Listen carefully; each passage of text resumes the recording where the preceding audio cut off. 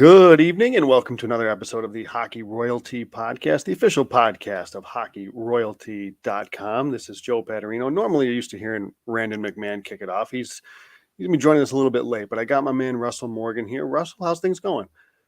It's going good. We finally have some actual hockey to talk about now.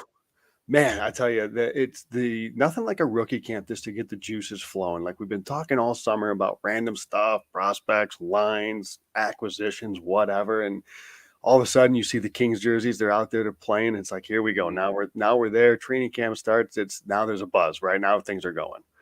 Right, you see the actual pucks being thrown. You see sticks. You see you hear all the noises. It's like, man, when you're finally sitting there watching a game, it's almost surreal to think, oh man, hockey season is now officially upon us. It's here. And you know what else? You know what else is back? And you know what? Like, you love it because you love the interaction. Like, I know I do on Twitter. People have probably seen me getting back and forth with guys on Twitter, but I love it. It's what we're here for. It's what it's all about is the fan interaction. But at the same time, it's a rookie camp, and yet there's overreaction still after some guys played 2 games, and it's like there's over one way or the other. Either this is the greatest player on the planet, or this guy's a bust. It's like we have 2 games of rookie tournament here, and it's all, we're like knee deep into social media back and forth. It's awesome. Oh yeah, the fan interaction is really what makes me go. I'm sure you feel the same way, but that once Quentin Byfield doesn't score a point in a rookie game, all hell is about to break loose. But yeah, we love it. It's fun, and yeah, it should be a fun season ahead. For sure. It's what we're here for. So on the docket today, some things to go over. We just talked about the rookie tournaments, a lot going on there. Training camp started today. You were there. We'll touch on that. But first, Sean Durzi. We talked last week on the show. Mikey Anderson signed, and it was the next day. Sean Durzi inks a 2-year deal, 1.7 AAV. What are your thoughts on that, Russ? Were you surprised at all that it came in higher than Mikey? What was your take on the deal? What's funny is because I think since it happened right after Mikey's deal, I think it was more surprising than it probably would have been if it just happened standalone a lot earlier, because this number feels pretty good seems like the good value for the type of player that Sean Durzi or the type of player Sean Durzi is.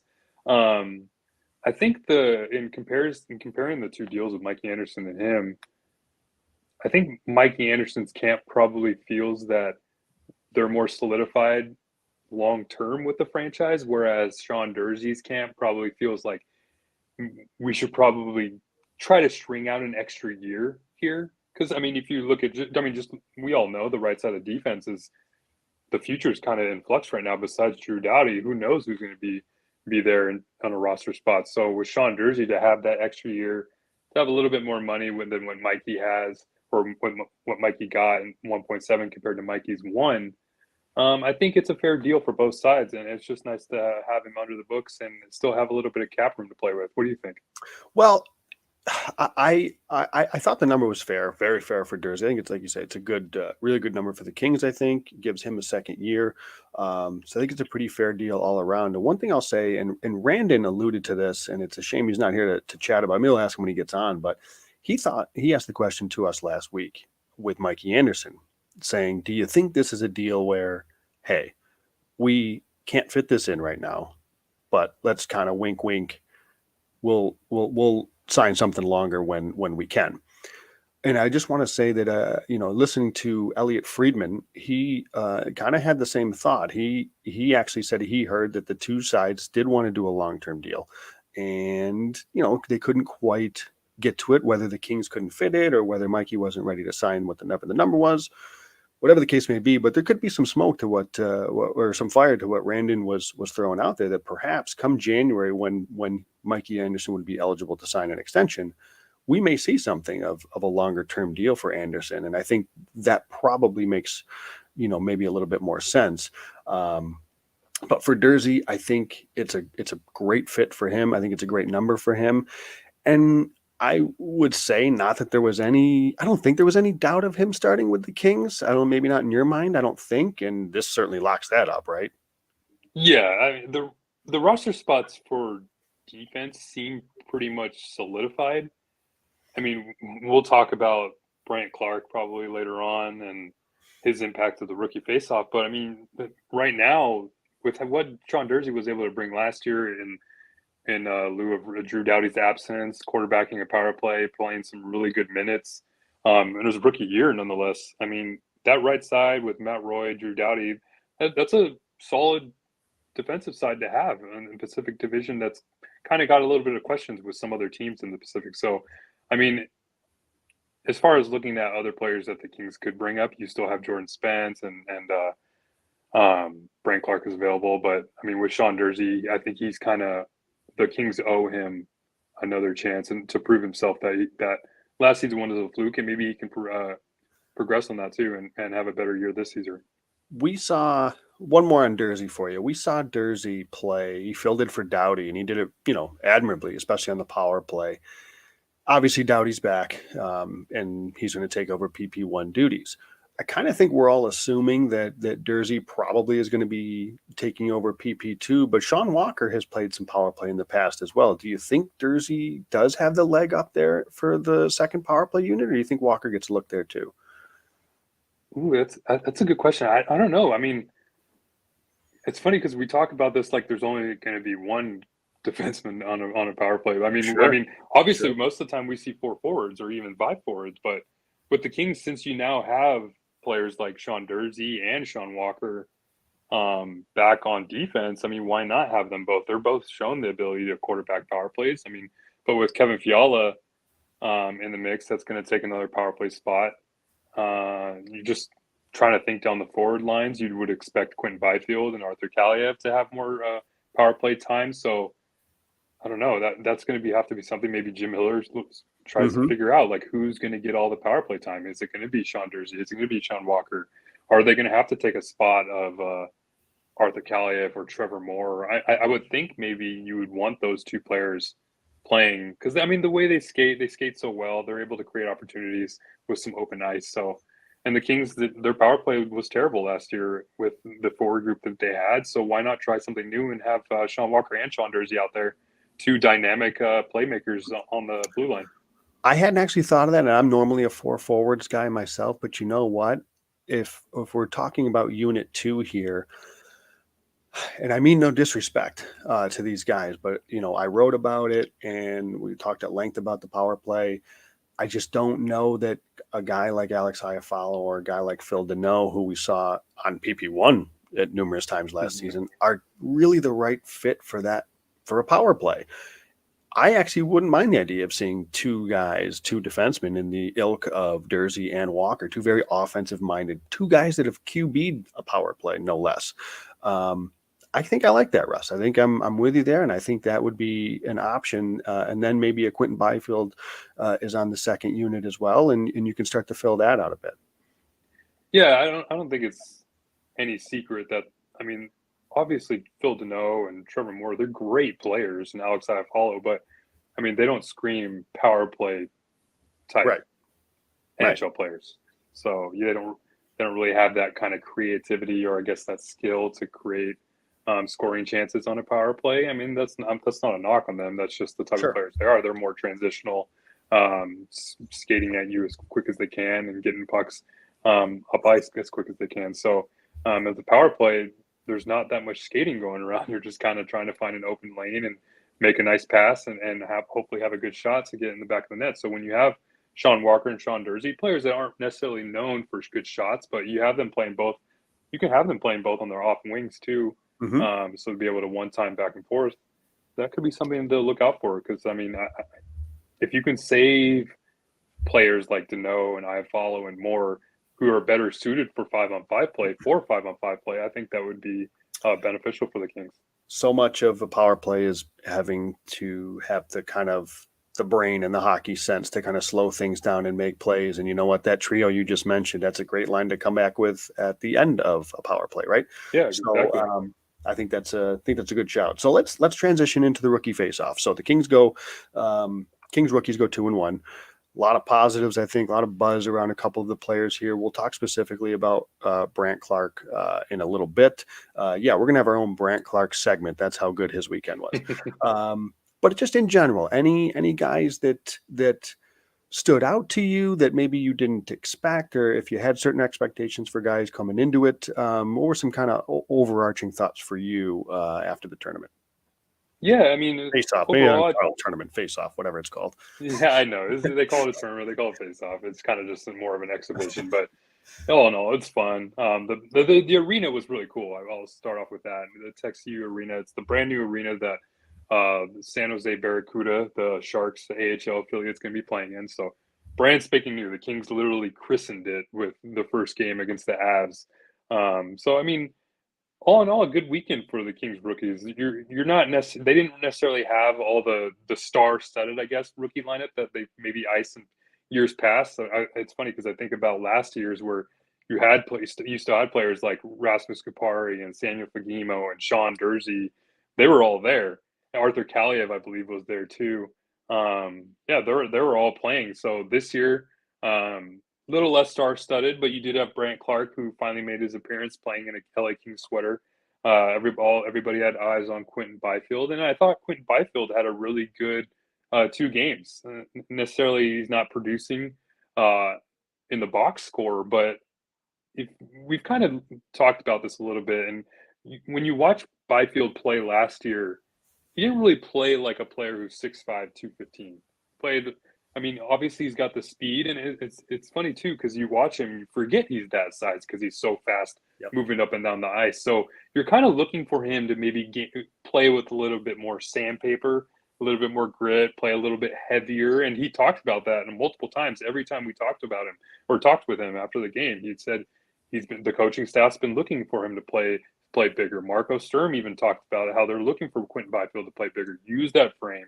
You don't always have to be going 100 miles an hour back and forth, skating in the neutrals or skating in the offensive zone. Just protect the puck, use that big body, and you'll be able to make plays. And sure enough, I think that's what he was able to do. He was able to do a lot of that stuff throughout the rookie face-off. And it didn't lead to a lot of goals for him, but it definitely led to a lot of scoring chances. And I was thinking, man, I would have loved to seen what the expected goals would have been.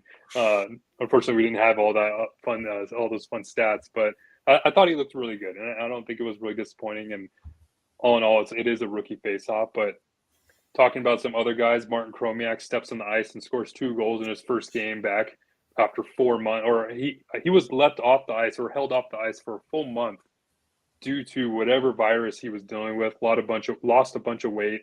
He was fully cleared. First game back, scores 2 goals, and that's exactly the type of player that Martin Chromaak is.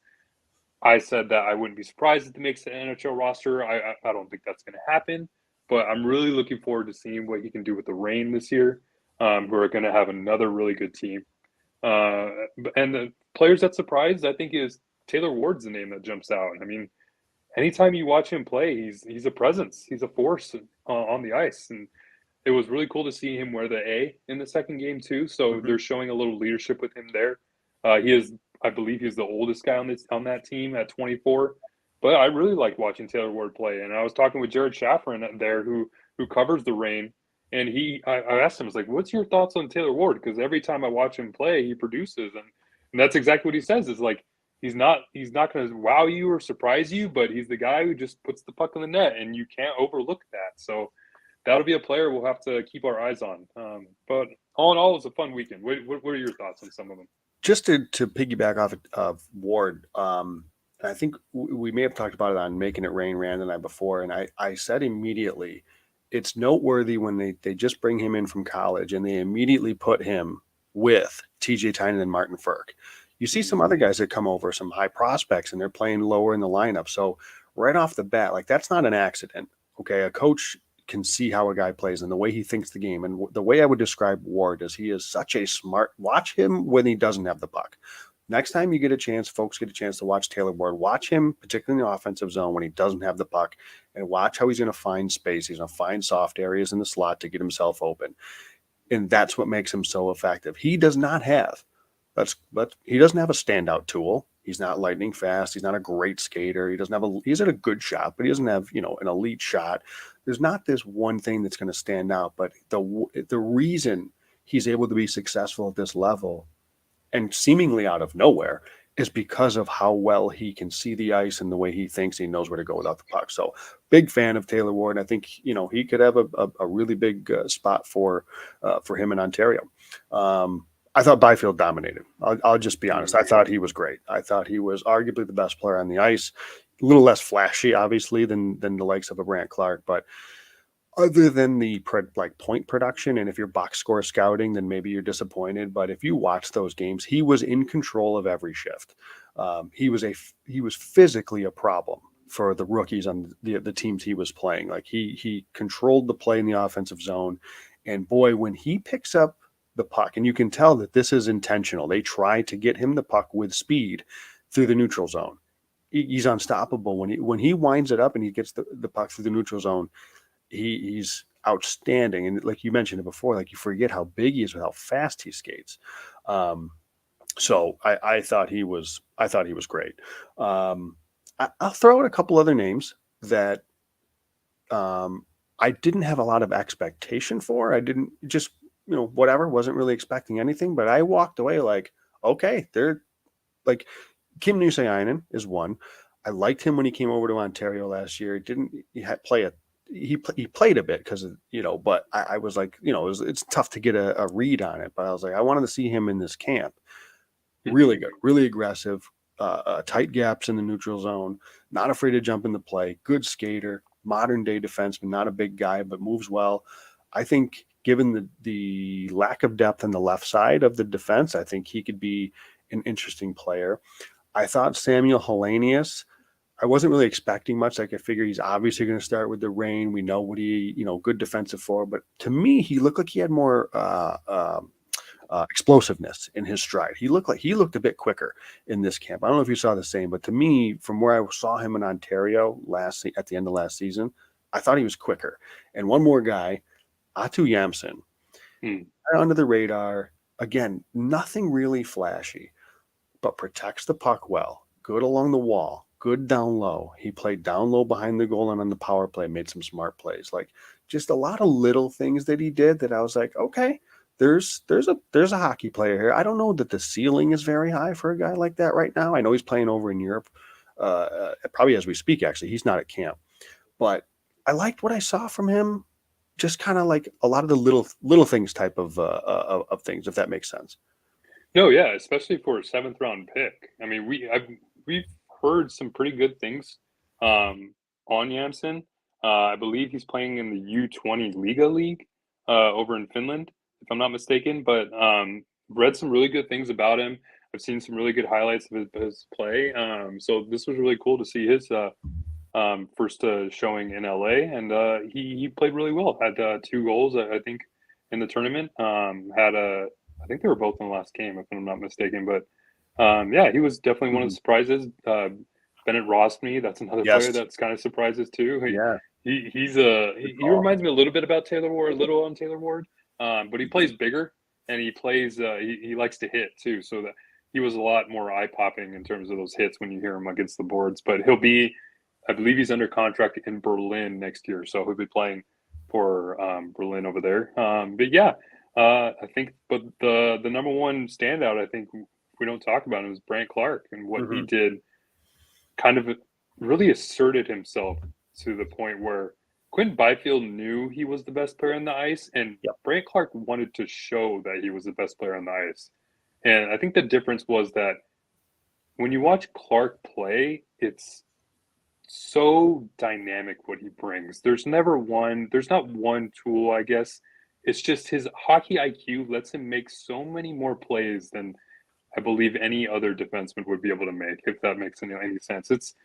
He doesn't have a lot of speed. He doesn't have a wicked shot, but man, some of the plays that he makes, whether it's a saucer pass to Pinelli, just finding Taylor Ward in the slot for an easy slap shot. I mean, it's that kind of simple stuff, pinching along the boards. Man, he loves to, if that puck is coming up the boards toward the defensive zone, he's coming up the boards to pinch in. Every time I'm watching him play. And that's kind of why I was a little disappointed he was paired with Noisiainen for the first game, because they're very similar players, really offensive-minded type defensemen.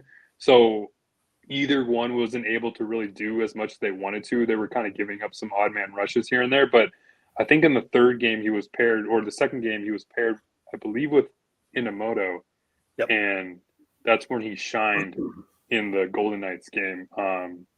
Obviously, that hit. It was funny because I didn't actually see the hit live. I saw the play. I believe it was all the way at Kings' end, all the way in the end boards. Mm-hmm. The clock is running down. There's like 3 seconds left. I'm like, okay, this period's over. And then sure enough, you hear this, like big awe, and I see Clarke just laying on the ice. And then I end up seeing the replay. I'm like, man, like, and then you hear the match penalty. I'm like, man, that must have been rough. But luckily, and when I saw him skating off the ice with the training staff, he was mostly under his own power. I was like, man, okay, that's it. Like, get him off the ice. Like, training camps next week. Like, there's no way.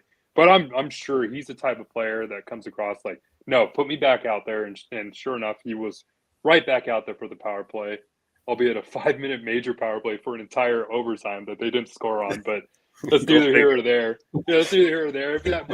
If they scored on it, we wouldn't have been able to see the amazing shootout that happened that ensued right after. What did you think about the shootout, his celebration, and all the fun stuff that happened there? I mean, if you asked me this, like, I don't know, 5-10 years ago, even though I'm not that old, I'm an old man at heart, I think. Traditionalist. Yeah. But whatever. It's a rookie tournament. You had fun with it. What was kind of funny is they didn't really know if it was over, so you had to bring it back out. But whatever. You're having fun with it. I got no problem with it. I think it's awesome. Yeah, like, I was like, wait, why isn't the team going with him? Like, the game's over. I'd be like, where? Yeah, that was great. Like, I thought that was really cool. And then no one wanted to follow him off the ice. So it's like, oh, come on. Like, ruin it. He was laughing about it afterwards. He's like, I thought everyone was going to come with me. But yeah, he was having a big laugh. And it was good to see, especially after the hit he took, and for him to bounce back and show some really good, I guess, perseverance to really come back from the hit like that. That's a really good showing, and you gain a lot of fans when you do that kind of stuff. The word you used, dynamic, is there's probably not one that I could find that's better. I mean, just electric. When he's got the puck on his stick, holy cow. I mean, the way he moves to the neutral zone, his vision, you mentioned the saucer pass to Pinelli, like the plays he can make, and then the plays that, not only the plays that he can make, but the plays he's not afraid to try and make. Really, really fun player to watch. Now, I had put a tweet kind of thread after the game, the first game, and I said there's two Brandt Clarkes. There's, holy cow, the electric going forward Brandt Clarke that is just, he can play in the NHL today. Then we can be honest here. There's times in the game, in the first period, I can remember playing the first period where he got toasted on the right wing wall. He was just a little caught off guard in transition.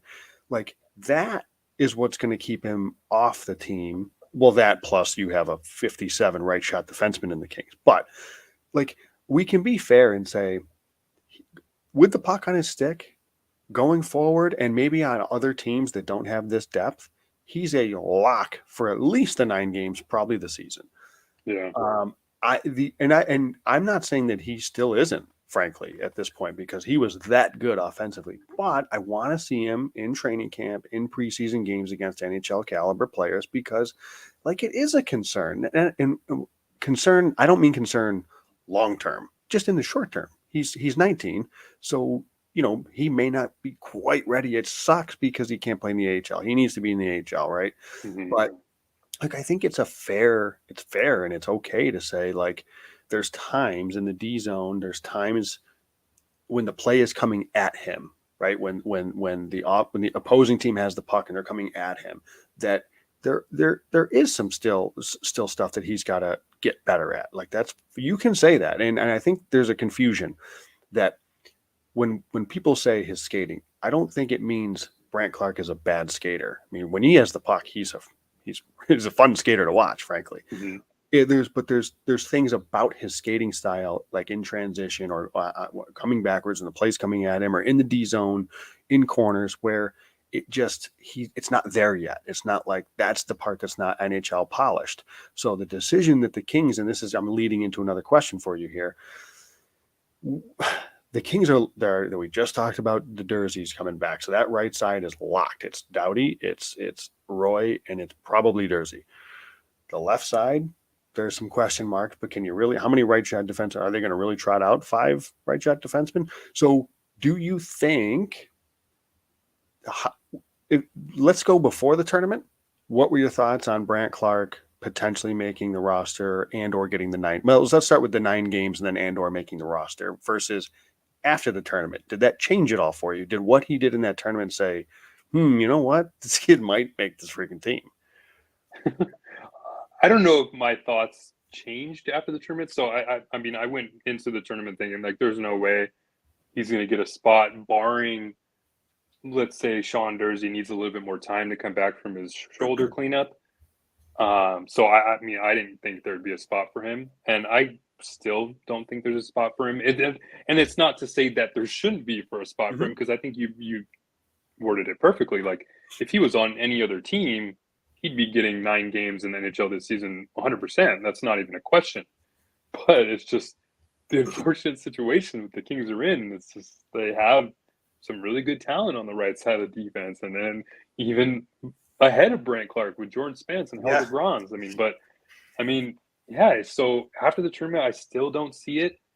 But now that we're kind of getting to training camp, we'll have to just wait and see. I mean, I don't think it made me even think even more that he's not going to have a spot. I think there's still maybe 10%, 15, 20% of a thought that he could have a chance in the NHL this year, or see 9 games. But right now, I still don't see it happening.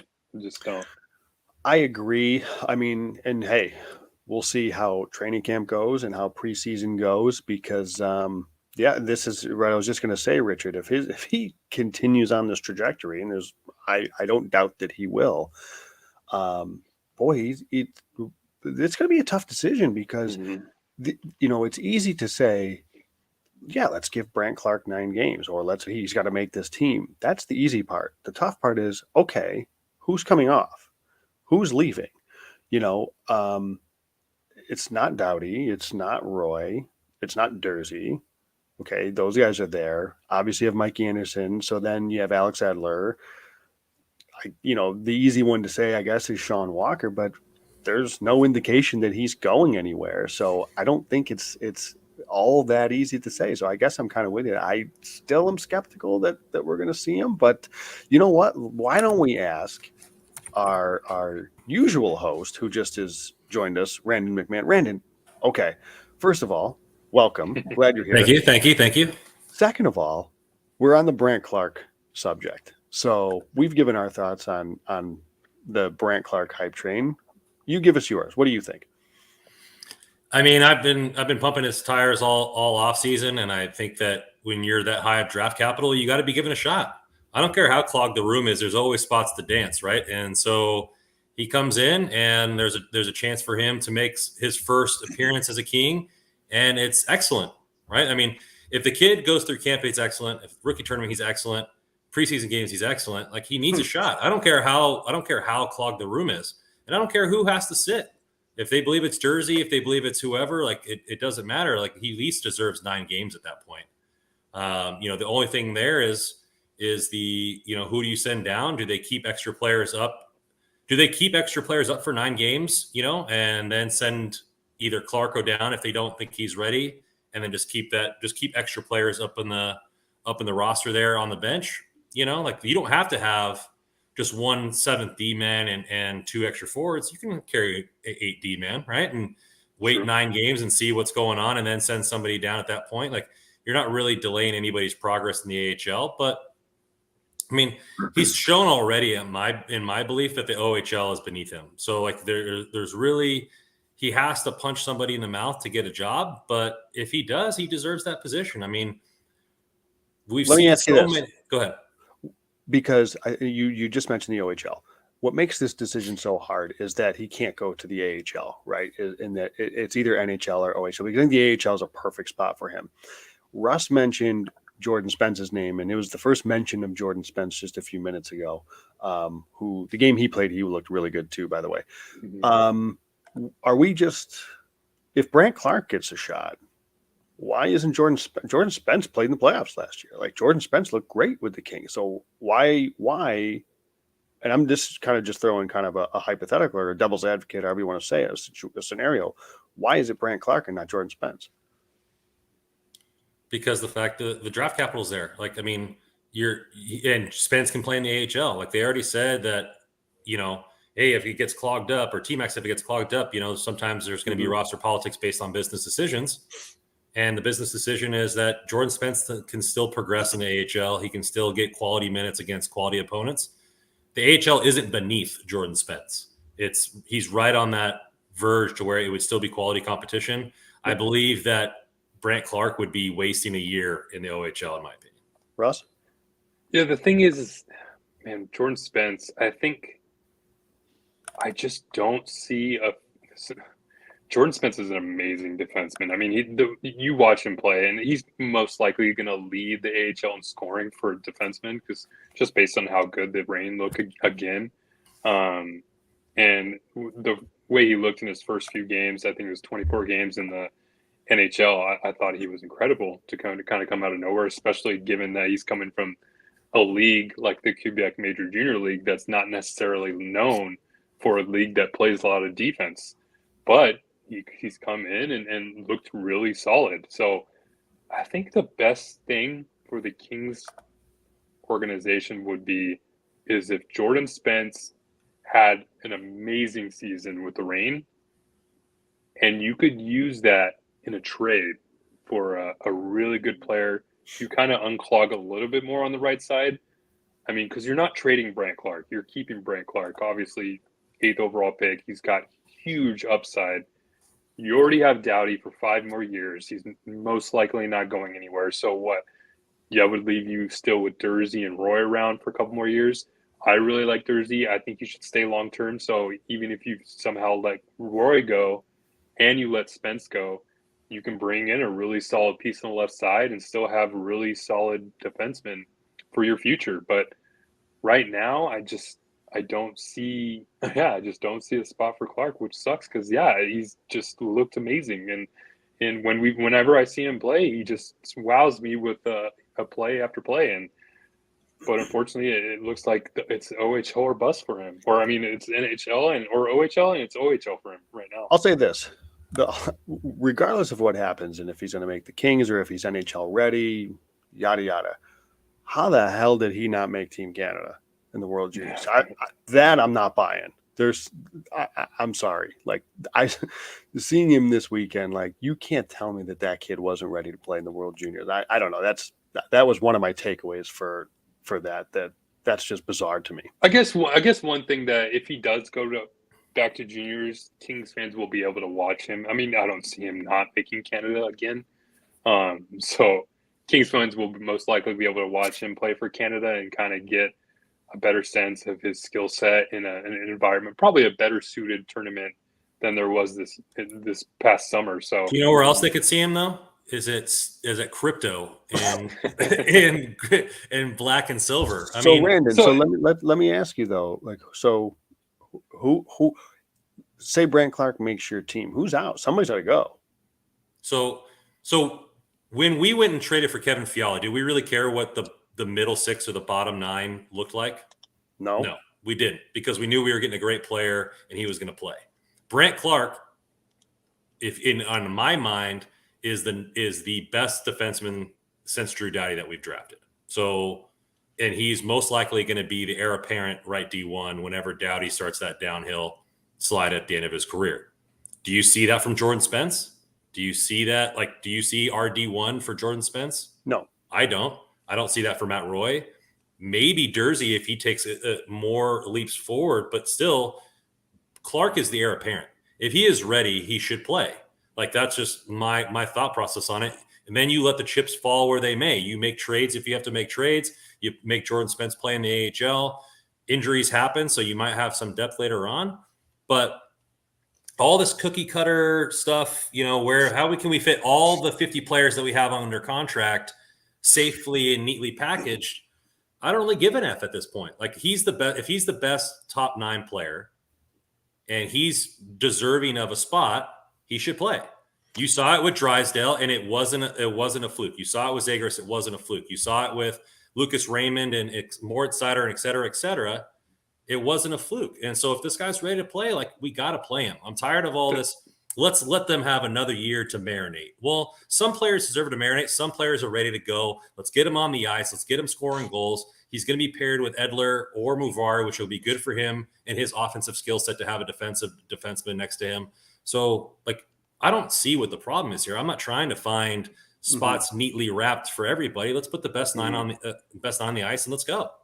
So I will say this. So those players that you mentioned, because, yeah, like Jamie Drysdale, Zegras, and Raymond, they all look great. But the thing is, you look at those teams, and those teams aren't trying to win now. So the Kings, they're trying to win now. And does Brandt Clarke give you the best chance to win, or is it more or less just trying to get him acclimated faster to the NHL? I think that's a question. I mean, obviously, we'll have to wait until we watch him play. But, I mean, for me, like, yeah, I just tried to every day. I look at the Kings lineup and try to find a spot for Brandt Clarke every day, and it's not happening. But the only thing is that we all thought it was going to be maybe Sean Walker that was going to be kind of traded away. But you listen to Rob Blake talk, and he just glows about Sean Walker and talks about how he's going to be a part of the team future, and they see him playing on the left side. But for me, I mean, if I was a GM, I would look to trade a player like Sean Walker, maybe even for a mid-round draft pick, just to open a spot so you can move a player like Sean Durzi to the left side and open that spot for Walker or Brandt Clarke to play with Alex Edler, and you have Roy with Durzi. I think that's a great lineup, and I would much rather see that lineup opening night. But the team has come out saying otherwise, that they're happy with what they have. And yeah, like Mcclellan just mentioned today, sometimes the business side of things makes decisions for them. So, I mean, it's just patience is what Kings fans are going to have to show. I mean, this isn't to say that Brandt Clarke is never going to be around. Eventually will find a spot in the NHL, hopefully with the Kings. But there's just, time will tell. We'll have to wait. And the other thing I'll say, and you mentioned Mcclellan, and right or wrong, maybe I'm wrong on this in my opinion of this, but he really is going to lean on who he trusts. Todd McClellan wants to make the playoffs. He wants to win a playoff round. He wants to win multiple playoff rounds. If Todd McClellan isn't going to be able to trust Brandt Clarke in the final minutes of a game deep in the playoff run, rather than Sean Walker or whoever, right? Whatever player. But why couldn't he? I mean, after 82 games, you're saying that he doesn't trust him now. I think if he doesn't trust him now, but you can earn trust over 82 games. You right? can, but more earned second line minutes. You can, but Ben's I guess earned more minutes. Durzi earned more minutes. My point is they don't have to force that to like earn that trust when he's got a crop of guys that he likes already. That's where he's kind of alluding to the business of it may make the decision for him. I mean, I kind of agree with what you're saying, Brandon. I mean, I'd love to see Clarke on the team, but you know, if it's going to be a situation where in this learning process, because let's be honest, he's going to make mistakes, and there's probably going to be times where he's healthy scratched early in his career. Do the Kings want to deal with that right now when their focus is winning immediately? They are now here to make playoffs. It's not necessarily to have Clarke kind of play and then maybe sit and watch from the press box some games to kind of learn. Like, that's where I'm wondering that's what may make and we'll maybe learn a little bit more, obviously, throughout camp and how he looks in preseason games and yada, yada. But I kind of think just that's the way they're going to go. And I see where you're going, Brandon. I get it, but why can't progression and winning be the same path? Right? Like, if he's good enough to make the roster now, like if he's not good enough to make the roster, like if Clarke or if Durzi and all these guys are just way better than him and it's apparent in camp and it would be forcing him on the roster, I still say you give him 9 games just to see what he can play. But if it's forcing him on the roster after that, then don't put him on there. But I'm assuming based on the way he's playing now and the trajectory that he's going up against, that he will be one of the best 9 defensemen in camp. And at that point, you have to play him. I don't care what else is going on because he'll earn that trust as the season goes along. Let's try to find that spot. I mean, so let's say the Kings give Brant Clarke 9 games. The defensemen right now would be Doughty and Anderson top pair. You have Durzi and Roy. You have Edler and Clarke. Sean Walker most likely sits.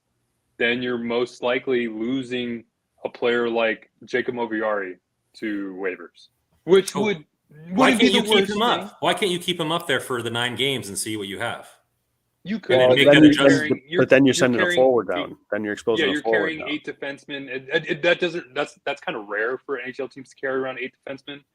Most teams carry around 2 forwards and a defenseman. So you're most likely sending Jake Moriarty through waivers if that's the case. Which, I mean, He could clear. He cleared last year. But. Yeah, he could clear. I mean, but I think after last year with what he showed, I think a lot of teams would probably look at a player like that and think that, I mean, with his salary, it's really low. I believe it's like league minimum. So you're going to be picking up a really solid player at league minimum. And I don't know if the Kings are willing to make that kind of gamble, I guess, to lose a player like Moviari to bring in Clarke, whether it's only for 9 games. So that way you're talking about Tobias Bjornfoot being your 7th defenseman if you do eventually send Clarke back to the OHL after 9 games. So I know, I'm totally with you. I think everybody, all Kings fans are with you, where Brant Clarke needs to play in the NHL, but unfortunately, that's the situation the Kings are in. There's just not a spot for him.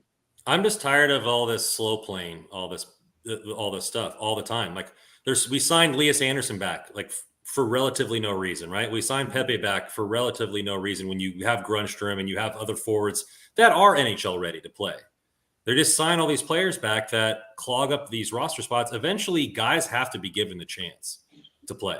And it's like everybody's like, oh, well, they have to earn minutes. How are they going to earn minutes if they are not given minutes to begin with, right? If they're given a cup of coffee for 3 games, that's not even enough time to find a rhythm or do anything along those lines to create a spot or get a spot. Like eventually, these guys have to be given an opportunity at the major level to see what they can do. And no offense to a lot of these other fringe players, they're not the future of the franchise. Brant Clarke is the future of the franchise. We've said it all summer that him and Quentin Byfield, Alex Turcotte, and Velarde, 50% of those guys or more have to hit in order for the rebuild to take that next step, that Colorado Avalanche type step. Now, I'm not saying that Clarke couldn't hit a year from now, but if he's ready, he's ready. I mean, what the progression of this kid, say he progresses like Drysdale progressed his first year. He was playing RD1 minutes by the end of the season. Now their team, but Drysdale's defensive metrics were horrible his first year, and that team was also horrible. But yeah, I mean, Drysdale made a huge impact offensively. Though. But Clarke's not going to have to do that. Clarke is going to be able to play third line minutes, maybe power play too. He's not going to be relied on in the defensive area like Drysdale was. So you're able to get him pro style minutes, but not rely on him to be the man, even though Drysdale was able to perform offensively. And so that's what Brant Clarke's skill set is. So if he can perform offensively and give you power play 2 minutes, him or Durzi, whoever makes the most impact, I think that's a win. Like I know that we're thinking about moving these spots, but we were having the same conversation last year about Kale Clegg, and he's a 2nd-round pick, and are we afraid to lose him? And nobody cared. Like he didn't get like it hardly ever happens. Every other team is going to be cutting players like this. And I know we're a playoff team and all this kind of stuff, but like your best player should play. I don't roster politics are starting to annoy me with this regime. I think we're also a little jaded by how patient we've had to be with some of these rookies that have come in and really haven't made necessarily a huge impact right away. So with Clarke, we're kind of expecting, all right, we need him to come in, get acclimated a little bit, and then we can finally start seeing Clarke. But I mean, I think with Clarke, he has the capability to step in and make an immediate impact. So I know it's just we have these fans in the chat right here talking about how he needs a spot, and yeah, we're with you. I mean, we're all behind the Clarke hype train, but I don't know, right? Until Rob Blake makes a move to clear a spot, it's just not happening. If there's one thing we learned last year when we thought there was a log jam, we thought there was just never going to be any room for everybody, and there was plenty of room just because things tend to sort themselves out. Now we're certainly not hoping for it to be an injury situation, but we got a couple weeks still. So be interested to see how this does sort itself out. I do want to tie a bow real quick. And Randon, if you want to jump in with any thoughts on the rookie face-off, by all means. But to tie it up, we talked about some guys that we liked, some guys that showed pretty well. Was there anybody, Russ or and Randon, that you had an expectation for that maybe disappointed you, left you wanting a little more, didn't see as much as you were hoping out of? Russ? I guess maybe I didn't think David Hrenick had a really good game. His second game, I thought his rebound control was a little shaky on the first goal, and maybe there was just a couple saves I guess he could have made. But also that's in comparison to how well Jacob Ingham played. I thought Ingham played great. I mean, he was making some incredible saves in the first game, and then I believe he pitched a shutout in the second one. So I thought Ingham played good. Hrenick was a little shaky. It's funny because you praised Noisianen, and maybe it's just I was so focused on what Clarke was doing, but I thought Noisianen got a little lost in the defensive zone. But also, like you said, Clarke did the same thing. So he was, I mean, defensively, that's kind of expected for a player coming over from Sweden in his first real look in an NHL sweater. But yeah, I mean, all in all, I thought it was a pretty good showing for most of the rookies. What do you think, Brandon?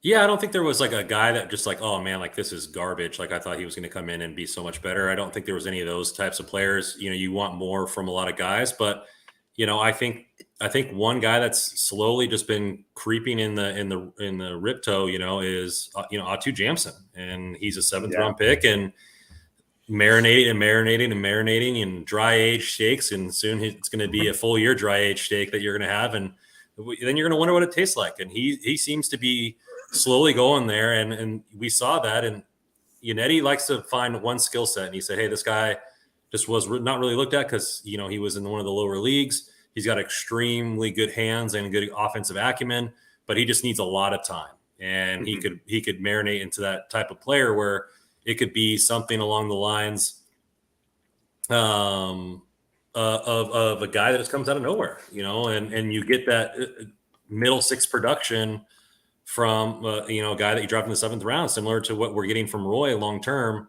and it's nice to see. We're hitting on a lot of those later picks to where it gives you hope. The Chromaaks, and now Atu Jamson's been in Europe. He hasn't really been lighting up Twitter, right? And so it just kind of goes unrecognized. But when he plays against his peers at the camp, he showed out well, I thought.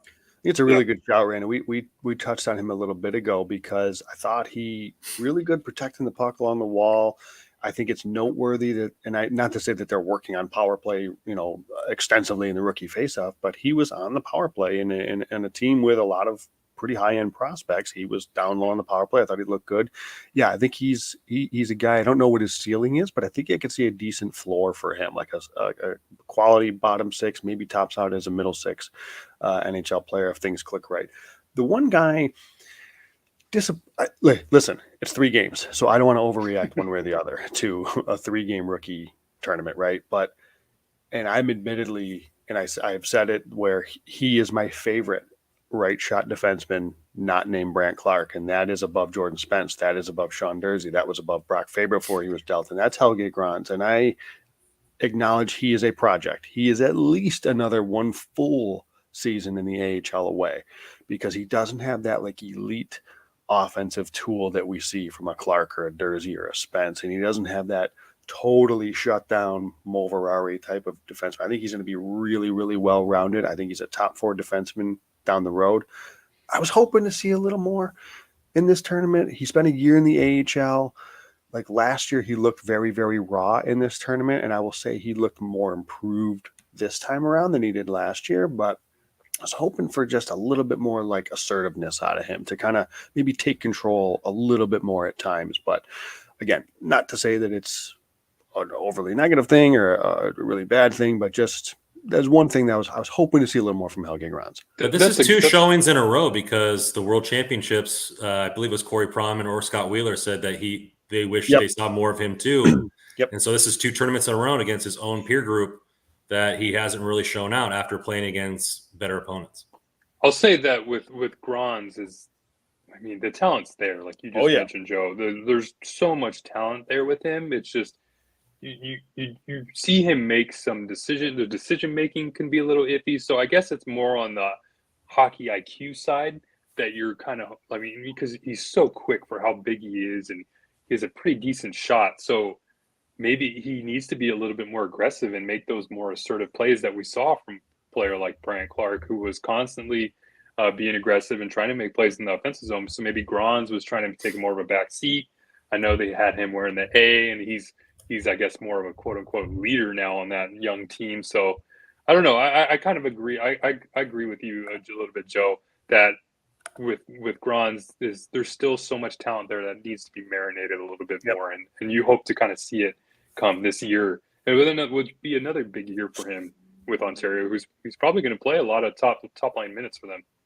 Yeah, we've been saying marinating a lot. Maybe we should come out with a hockey royalty marinade for all these prospects. sell it on the team store for all you barbecue people out there. All right, let's get to our sponsor here from the Hockey Podcast Network. It's just DraftKings. The NFL action is in full swing here at DraftKings Sportsbook, the official sports betting partner of the NFL. We're talking touchdowns, big plays, and even bigger wins. New customers can bet just $5 on any NFL team and win $200 in free bets if they do. If that's not enough, everyone can boost their winnings with DraftKings stepped up same game parlays. Right now, for every leg you add, you can boost your winnings up to 100% with payouts bigger than ever. Why? Bet football anywhere else. To make things even sweeter, you can throw down on stepped up same game parlays once per game, all day, all season long. Download DraftKings Sportsbook app now. Use promo code THPN. Bet $200 and get $200 in free bets if your team wins and you place a $5 bet on any football game. That's code THPN only at DraftKings Sportsbook, an official sports betting partner of the NFL. Minimum age and eligibility restrictions may apply. See show notes for details. All right, guys. Well, we have our own insider here at camp today, Mr. Russell Morgan. But training camp is starting. The rosters were released.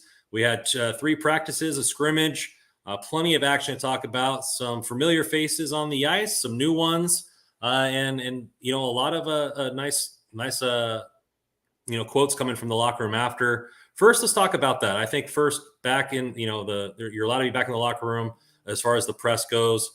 Were you able to make it into there today and get some quotes for you? And how did that feel to be, back in the groove? Yeah, it's cool. It's really awesome to kind of reconnect with players in the locker room again. Drew Doughty, he said something pretty funny. He's like, I didn't miss this when we were all surrounding him around his stall. So, but he was laughing about it. And yeah, Drew, of course, is going to be Drew and have some awesome quotes. And he was saying some really cool stuff about how, the last couple of years, he's not going to hold anything back. Player like Drew, he doesn't want to be playing for a rebuilding team. And he said it sucked. And now that the team is trending in the right direction, he's excited to play. And you can kind of see that in his good demeanor, I guess. So it's good to have a motivated Drew Doughty. You want to have a player, you're paying $11 million a year for him. So if he can be any ounce of the type of player he was during the cup runs, so that would be huge for the team. But I guess the biggest word that came out of camp that was echoed throughout every player that talked and when Mcclellan talked was expectations. Expectations is a huge word. Mcclellan said within the organization right now, everybody's expecting the team to be better. This is a team that made the playoffs that maybe shouldn't have made the playoffs, but you don't want to see regression.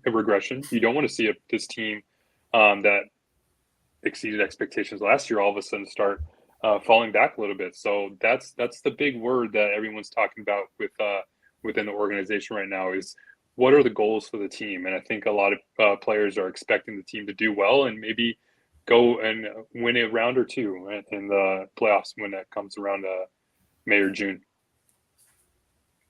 Yeah, I think that's a big thing. We're talking about it just in the last segment as far as expectations and whether that'll lead to some of the younger players not getting shots. But I think expectations are abound for everybody. It's all across Twitter. Everybody, thinks anywhere from, hey, we're a cup contender now that we have Fiala to, hey, let's pump the brakes on the points because the rest of the Pacific is better. The expectations for everybody is everywhere, but it seems the players expect to get better. They expect to get past the first round.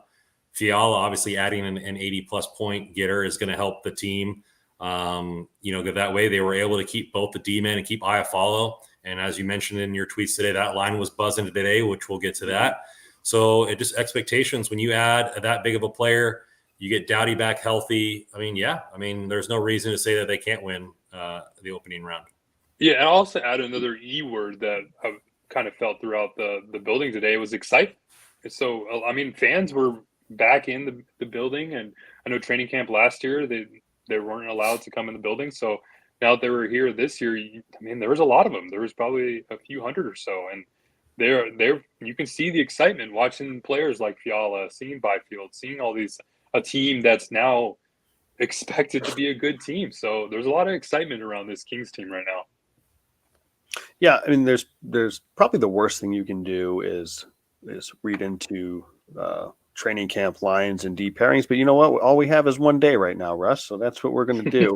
I did see, we questioned, like, is it going to be automatic that Fiala is put up with Kopitar and Kempe? He was today. We talked about that third line. We think is going to be Byfield, Iafallo, Kaliev. It was today, and as you mentioned, they look good. So, and I guess you just kind of alluded to it, but I guess talk about that line, specifically the Byfield line that you said was buzzing. What'd you see out of them, and did anything else stick out to you from a line standpoint, I guess? Yeah, I think Mcclellan is listening to our podcast because it's pretty much all the lines that we thought there would be. Yeah, Fiala with Kempe, Kopitar, and the second line with more Danault, and then Arvidsson isn't back yet. He was skating, dude. He was skating by himself before camp, but he was flying around the ice. You wouldn't even think he was injured. So I wouldn't be surprised if he comes back earlier than many are talking about. I know back is not necessarily something you want to rush somebody back, but he was moving around pretty well. So that was good to see. But with Fagemo, I was going to say Fagimo's there. So what did you see out of that? I don't think that's surprising, really.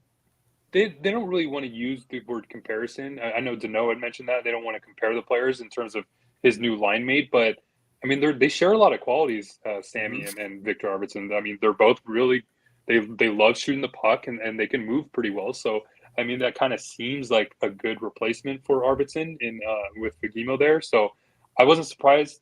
I really like Sammy. I think that's a player that could easily score 15 goals in the NHL right now. So for him to get a placeholder on that spot right now, I think that's a good thing. But Mcclellan mentioned that we could see another player playing in that spot tomorrow. So that's not necessarily something that is written in Sharpie. So, but you kind of look up and down the lineup. I don't really see another player playing in that spot. But the third line, Byfield, Kaliev, and Iafallo, man, they were moving pretty well during the scrimmage. I was pretty excited to see what they were able to do, and especially in the offensive zone. It wasn't just transition hockey with those players. It was like kind of cycling the puck, kind of a lot of what we saw from the second line last year. It's a lot of quick passes, a lot of quick movement and cycling, and getting some good opportunities in the slot. So, man, if that line can take off and be pretty good for the Kings, that'll be huge, to the point where now you're not just talking about a top 6, you're talking about a solid top 9 with Byfield, if he can take the next step with Kaliev and Iafallo there too. And that was something that Byfield talked about too, playing alongside Iafallo. Yeah, let me ask you a question there, because obviously the word came out during the rookie tournament that he put on some weight, put on some muscle. That was his goal in the offseason.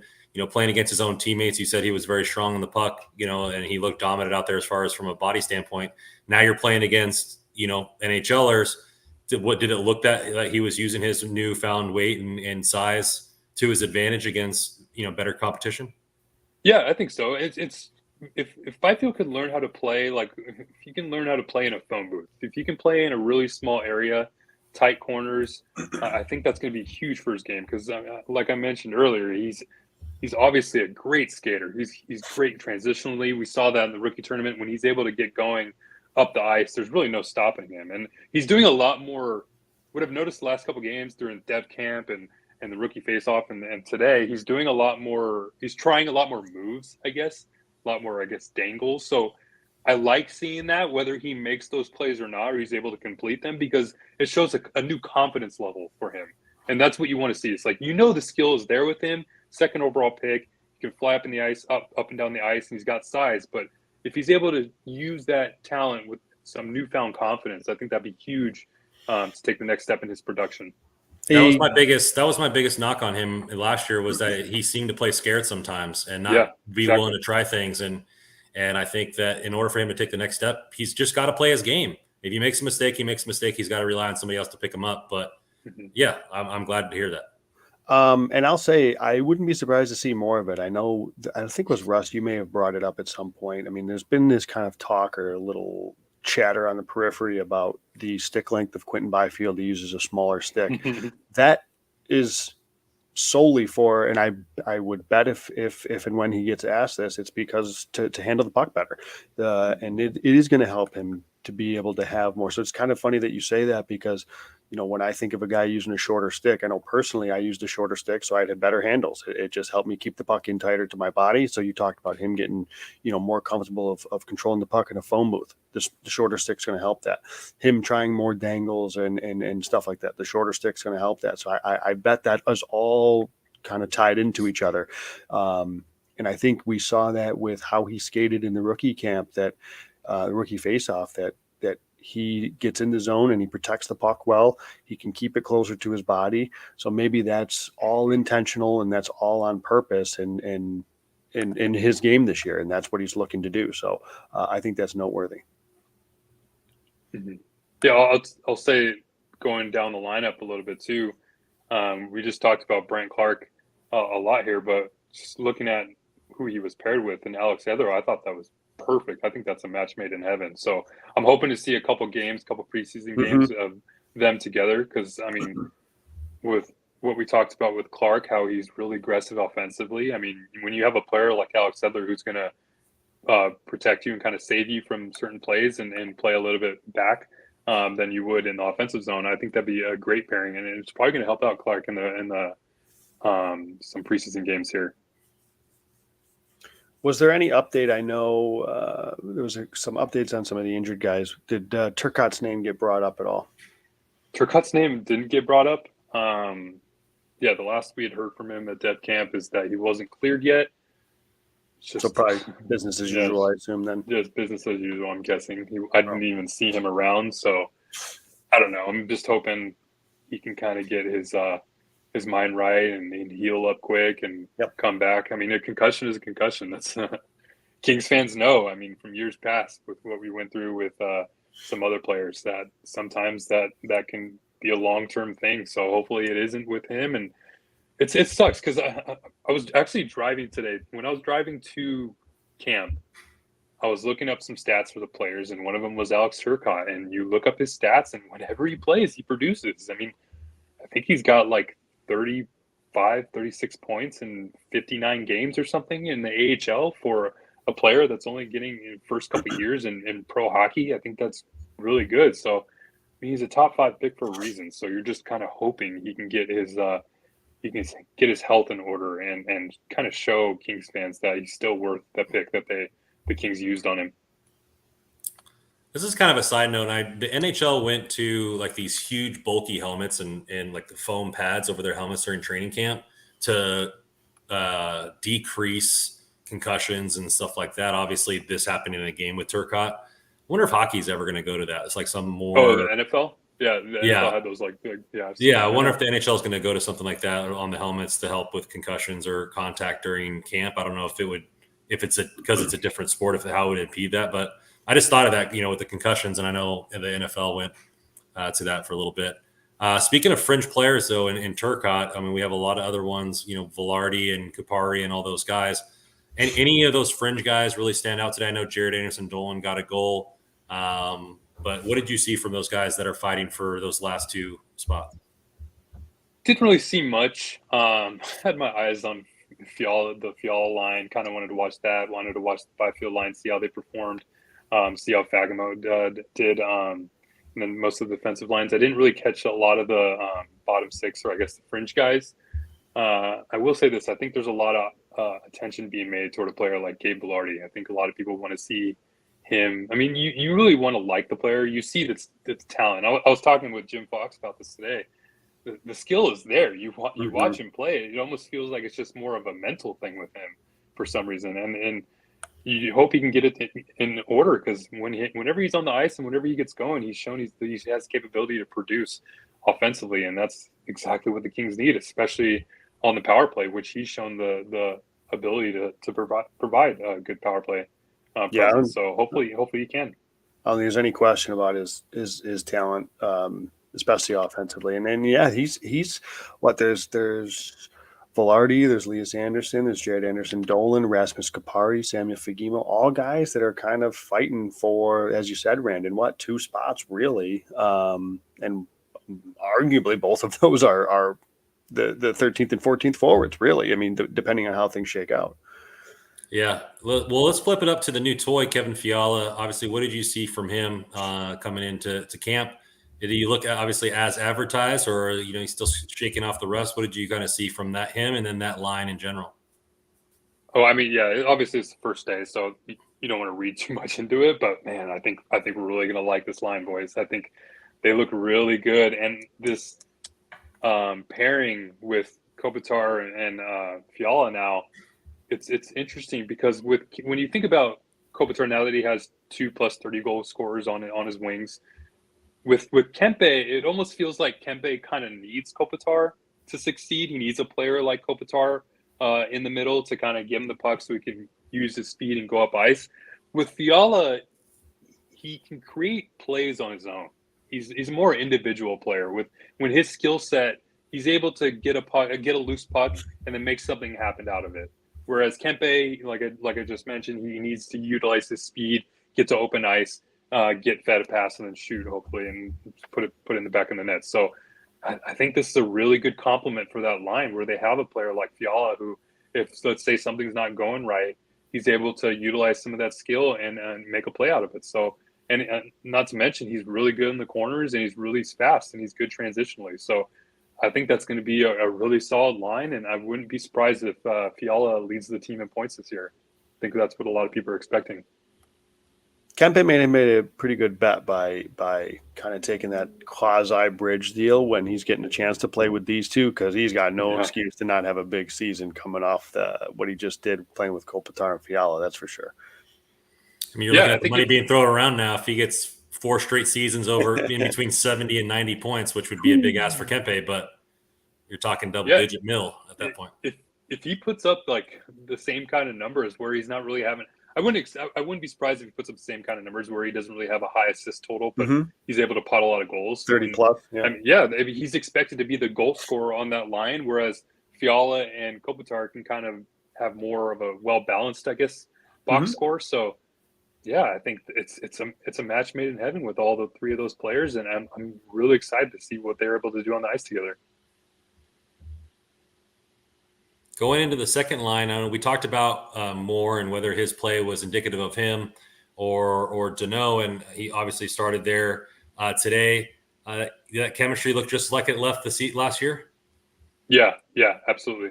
Those two, obviously, they know each other really well. And Mcclellan, when he was talking about Fagemo kind of being the placeholder, we don't know if that's going to be the player that is there full time at the start of camp if Arvidsson's not able to go, but.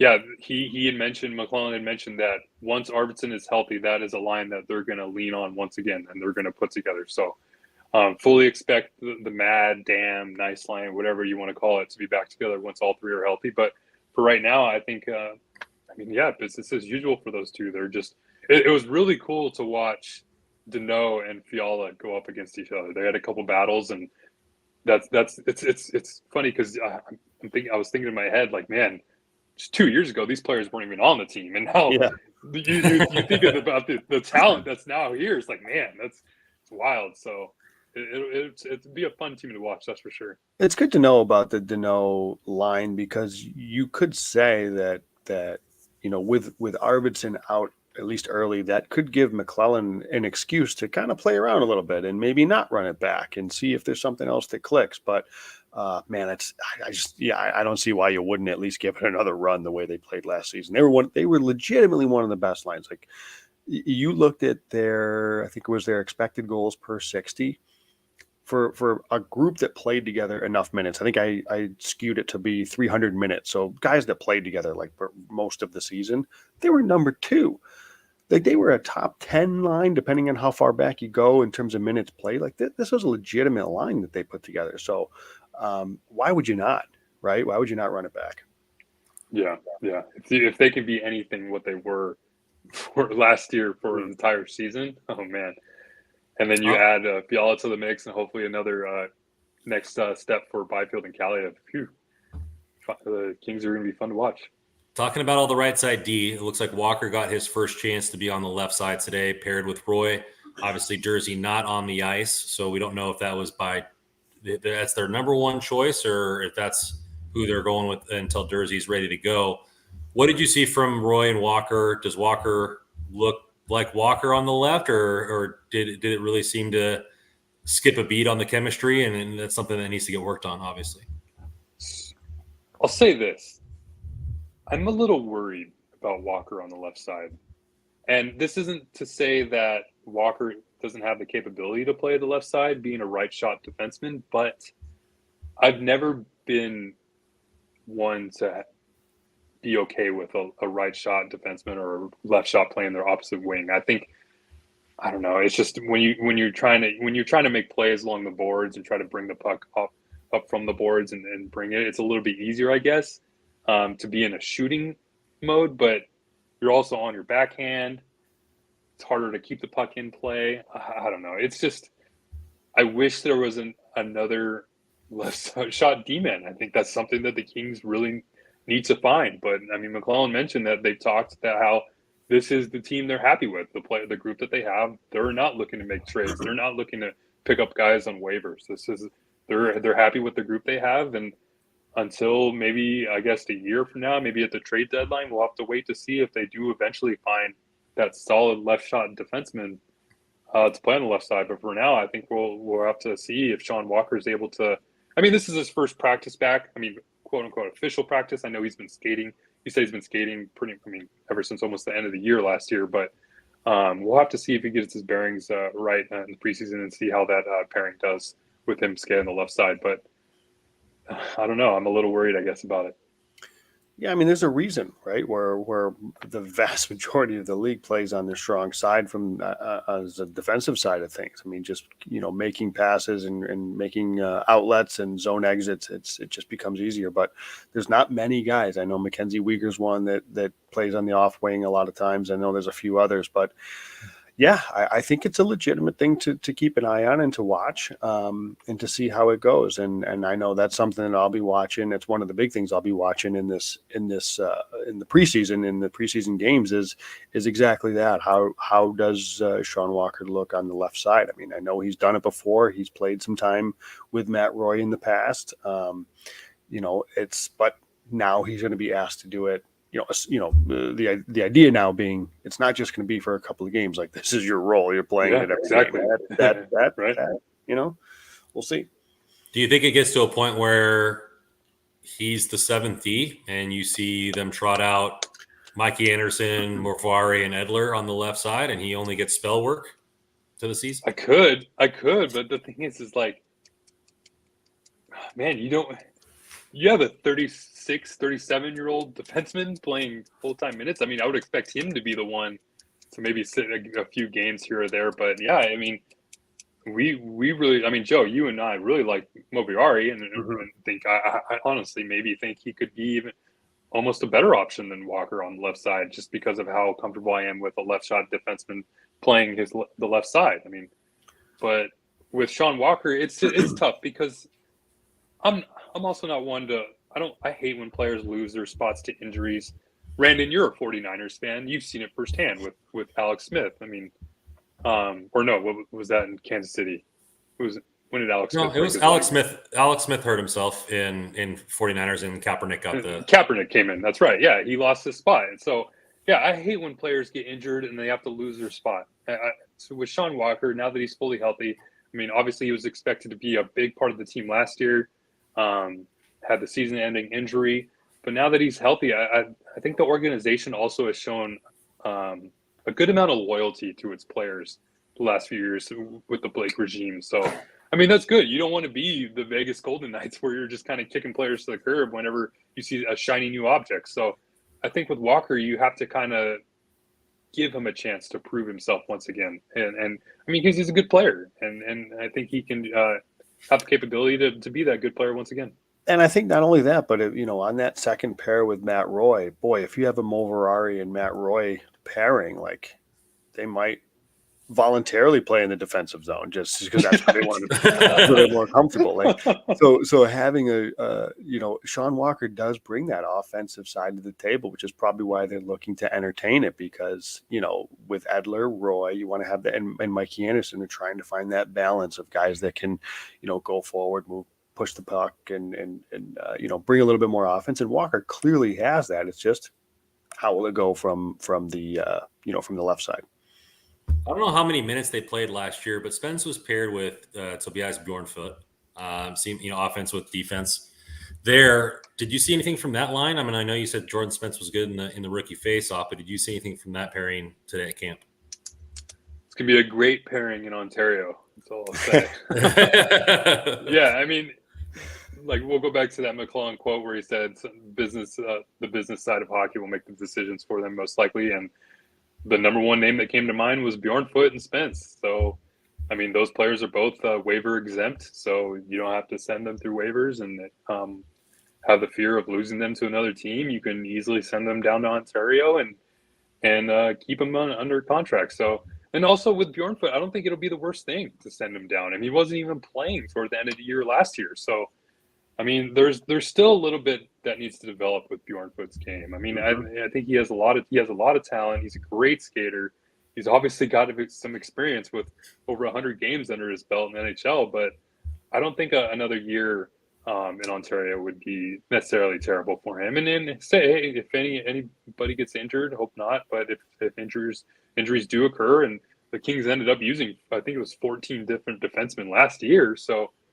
There's going to have to be a defenseman that's going to need to step up at some point throughout the season. So if you can have a player like Bjornfoot ready to go, I don't think that's the worst thing to have. And, small sample size I'll just throw out there, but let's just put it nicely to say that Bjornfoot Spence did not work well last year. We'll leave it at that. And you know what, Russ? Guy we talked about, maybe, depending on what happens, if there's something that comes up, there's a need on the left side, who gets the call first? Is it Nuziainen or is it Bjornfoot? I think it's Bjornfoot. I know. As much as we want to see, it's just I know. Yeah, you want to have that mix, that balance, like you mentioned, where you have that offensive, defenseman playing with a defensive type blue liner. So with Bjornfoot, I think he brings a nice little kind of hybrid mix to that, where his skating capability can maybe bring a little bit more offense, even though he really hasn't showed it. But hopefully he can gain, like we talked about with Byfield, hopefully he can gain some confidence playing in Ontario, and we see Bjornfoot take another step and be a dominant. I mean, what if Toby is a dominant player in the AHL? I think we'll be ecstatic to see that and see him and be waiting for a chance for him to prove himself in the NHL again. So I think it's only, I mean, we kind of saw that a little bit with Velarde too. So hopefully we see Bjornfoot elevate his game a little bit in the defensive zone playing with the rain. Yeah, I mean, you ultimately, as tough as it is to say this, if he goes down there and doesn't relish the opportunity, is he really the guy that you want to be drafted anyways? Like, is he really the guy that you want playing for the Kings if he doesn't relish this opportunity? And kind of what I was getting at with the question, Randall, with Nuziainen or Bjornfoot is maybe I'm just way too sour on Bjornfoot, and I shouldn't be so damn young still, and I don't mean to be like giving up on him, and that's you're a Shaolin monk of patience for everybody else, but Bjornfoot, get him down, pack it up. He's only 21. Oh, man. As far as the goalie is concerned, obviously Quick drops a bomb today. Not saying that he is for sure asking for an extension, but he said that that's the plan to play longer than this year. What do you think about that, guys? I mean, what do you think about him potentially signing, obviously, a cheaper deal, and hopefully Cal takes the reins to where he just, kind of plays the backup role and retires in LA? I'm not at all surprised that Quick wants to keep playing. Not at all. And I think we talked about it, and I don't think it was last show, maybe it was a couple of shows ago, that does that have an impact as to what they do with Cal, depending on how Cal plays? Like if Quick is going to continue to play at a good level, then that kind of helps ease some of the pressure on Cal, I guess you could say. But no, that doesn't surprise me. I think the question then becomes for the Kings is, what do you do if Quick obviously wants to come back to LA, but Cal Peterson is still, kind of not there yet? Has another year like he did Right. last Like, year. do they say, well, listen, we're trying to win playoff series right now, so we can't have, we love Quick, but he's obviously, unless he just continues to go crazy, like, can they have two Backups? Right. I mean, Quick played well enough last year, but yeah, to your point, like, can they have two backups? Like, if you're trying to win playoff series. Yeah, this is going to be a huge year for Cal. I mean, we've talked about it on end, but that'll be the biggest thing to watch for the first, I guess, 20 games or so is if Cal Peterson can kind of find his game once again and be that goalie that we've seen he just 2 years ago. I mean, I thought he had a pretty decent season 2 years ago that warranted that $15 million contract. So I'm not surprised, like you said, with Quick. He's probably one of the biggest competitors on the team. So for him to want to keep playing, I think that's great for the Kings. Hopefully it is with the Kings, because right now, unless the Kings end up signing another goalie somewhere else, you don't really see someone in the pipeline ready to take that role of a full-time backup spot in the NHL if Cal Peterson does become the starter that we kind of expect him to be.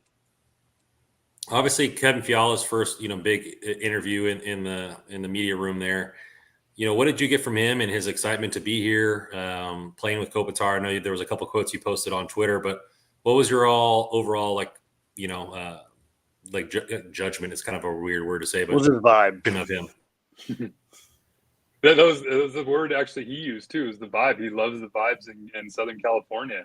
He said that there's no beaches back home, and so there's beaches out here. He's loving it. He's been out here, I think, a little over a week now, so he's still getting acclimated to the area. But man, I'm really excited to see what they can do in the ice. They kind of talked about a little bit how it's still really new. They're just getting their feet wet, playing alongside each other. But I mean, in the scrimmage, I don't think it looked like they've been playing together for 20 games or so. I thought they were gelling pretty well. They were finding each other pretty well, and that's going to be a line once you get a lot more practices under their belt. That'll be a legitimate number one line that the Kings haven't had in quite some time. So I'm fully expecting Fiala to lead the team in scoring, or if not, it's Kopi.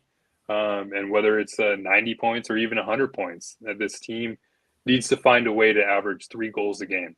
That needs to be the number one thing. That's something they haven't done in a while. And when you add players like Fiala, you have Byfield and Kaliev taking the next step in their progression. I don't think that's far-fetched to think that a team like the Kings, who has a lot for scoring firepower, is able to do.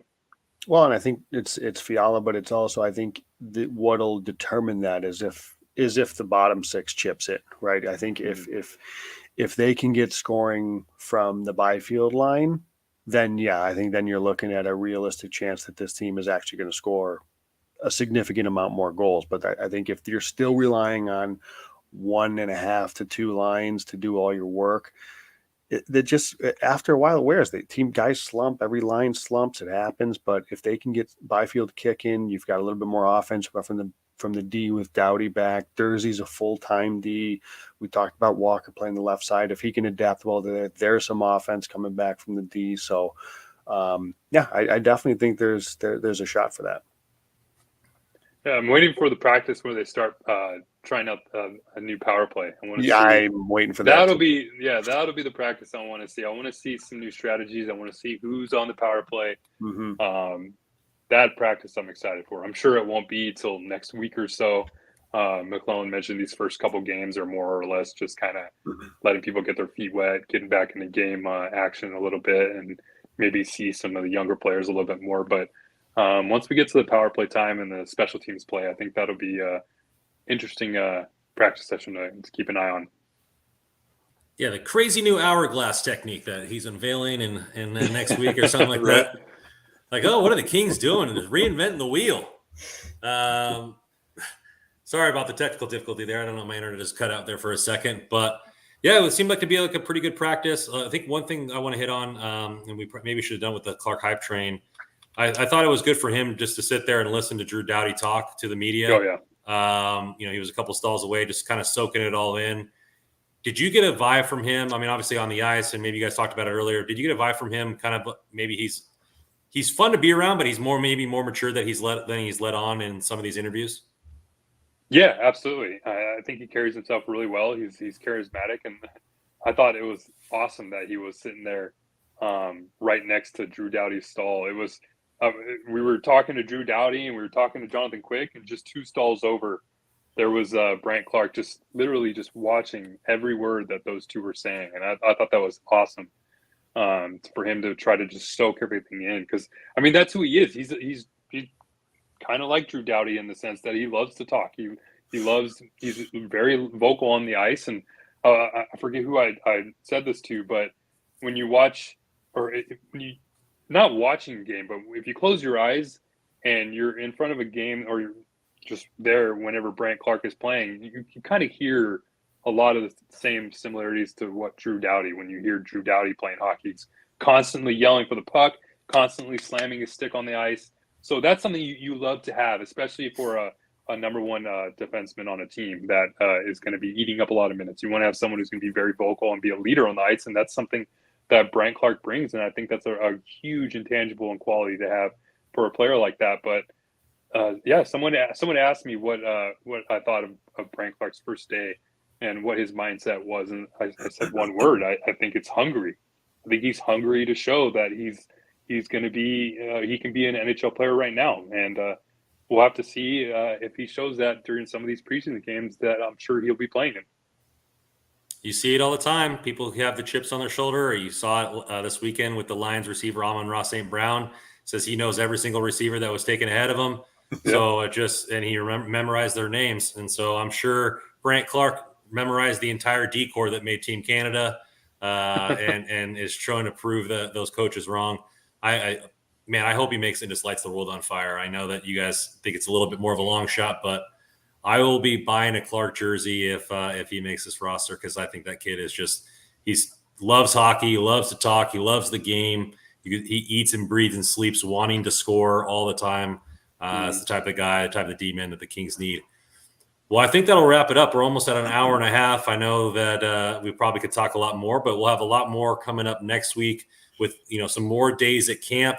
Obviously, you see our Twitter handles scrolling across the bottom: Randall Commando 24, at NHL Russell, at JW Paterino. You can also follow at Hockey Royalty or _royalty. All of our articles coming out, player profiles aplenty at hockeyroyalty.com. All the article needs. Thank you guys for being here for the live show. Please like, subscribe, tell your friends, tell your family, tell your barber that Hockey Royalty is here for all your LA Kings content. So subscribe, like, and thank you for joining in the chat. Podcast form comes out the following day, so take a look out for that. We're all the podcasts, wherever you listen to podcasts.